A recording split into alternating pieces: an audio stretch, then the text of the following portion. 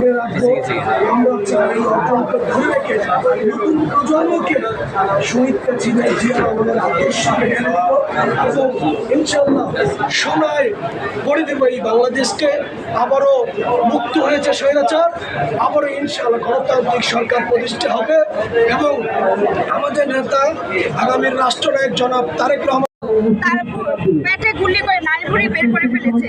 তারপরও সে মা যখন ফোন দিচ্ছে অক্সিজেন মাস্কটা সরিয়ে সে বলছে যে মা আমি ভালো আছি, তোমরা কেমন আছো? এগুলো আসলে আমরা নিতে পারি না।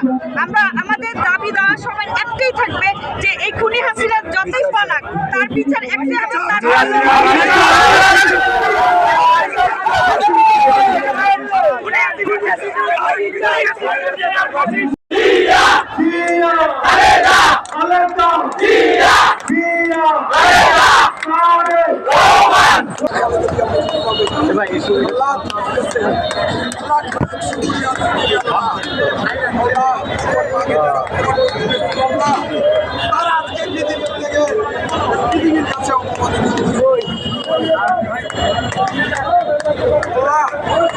করে দাও, ফটো অফ করে দাও। ওকে ওকে।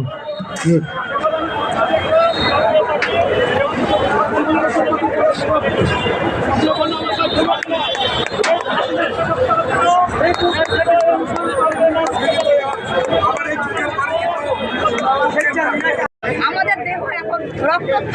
যে সন্তান কালকে পর্যন্ত লাশ আমাদের হাতে, কিভাবে ভালো কিভাবে আনন্দ থাকবো? কালকে পর্যন্ত একটা রাত ঘুমাই না, এই পর্যন্ত এত মায়ের সন্তান, আজকে আমার সন্তান গুলি খাইছে, আমি গুলি খাইছি, কিভাবে মুক্ত হয়েছে কিন্তু অনেক